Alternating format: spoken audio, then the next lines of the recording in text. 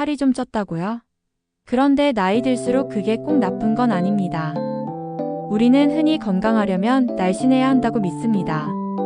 하지만 최근 의학 연구들은 조금 다른 이야기를 들려줍니다. 특히 노년기에는 약간의 과체중이 오히려 생존율을 높인다는 결과가 여러 연구에서 반복적으로 나타나고 있습니다. 오늘은 적정 과체중이라는 조금 낯선 개념을 통해 나이 들어 체중이 단순한 숫자가 아니라 건강의 완충장치가 될 수 있다는 이야기를 나눠보려 합니다.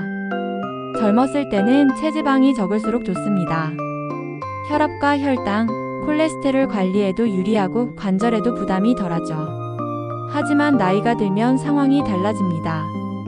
근육량이 줄고 기초대사량이 떨어지면서 체중이 빠지면 곧바로 근감소증이나 골감소증으로 이어질 위험이 커집니다. 즉, 같은 체중이라도 30대의 60kg과 70대의 60kg은 전혀 다른 의미를 가집니다. 게다가 세계보건기구가 제시한 BMI 기준인 18.5에서 24.9는 젊은 성인을 기준으로 만들어졌기 때문에 노년층에게 그대로 적용하기 어렵습니다. 실제로 국내 노인 코호트 연구에서도 BMI가 25 전후인 약한 과체중 그룹이 가장 낮은 사망률을 보였다는 결과가 있습니다. 즉, 나이가 들면 조금 살집 있는 체형이 오히려 건강을 지키는 버팀목이 될 수 있다는 뜻입니다. 노년기에 약간의 과체중이 도움이 되는 이유는 분명합니다. 첫째, 체중이 너무 낮으면 단백질 예비량이 부족해 수술 후 상처 회복이 늦고 감염에도 더 취약해집니다. 예를 들어 폐렴이나 암 치료로 입원한 노인의 경우 체중이 정상 이하이면 회복 속도가 현저히 떨어집니다. 둘째, 체지방은 단순한 비축 에너지가 아니라 호르몬 분비와 체온 조절에도 중요한 역할을 합니다.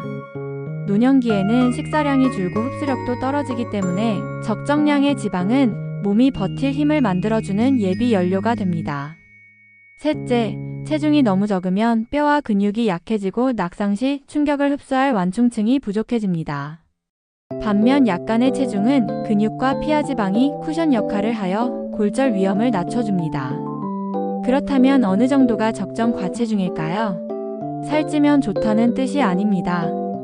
여기서 말하는 적정 과체중이란 건강을 지키는 여유 체중, 즉 생리적 완충력을 의미합니다. 예를 들어 키 160cm인 여성이라면 BMI가 23에서 26 정도, 즉 약 59kg에서 67kg이 키 170cm인 남성이라면 BMI가 24에서 27 정도, 약 69kg에서 78kg이 대체로 안정적인 범위로 제시됩니다. 이 수치는 체중계의 절대값이 아니라 노년기 건강을 유지하는 데 적합한 완충 구간으로 보는 게 맞습니다. 다만 체중보다 더 중요한 것은 그 체중의 구성입니다. 같은 65kg이라도 지방이 많은 체중과 근육이 많은 체중은 완전히 다르기 때문이죠. 따라서 단순히 숫자보다 허벅지 근육, 상체 근력, 식사 후 회복력 같은 요소들이 진짜 건강의 기준이 됩니다. 노년의 건강은 체중이 아니라 체성분에 달려 있습니다.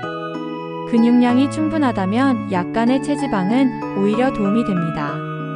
결국 적정 과체중은 근육 있는 살집을 뜻합니다.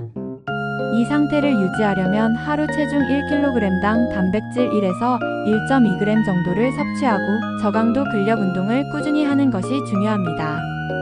스쿼트나 밴드 운동, 계단 오르기 같은 일상 속 움직임이 근육을 지켜줍니다. 또한 3개월 사이 3kg 이상 빠졌다면 반드시 원인을 확인해야 합니다.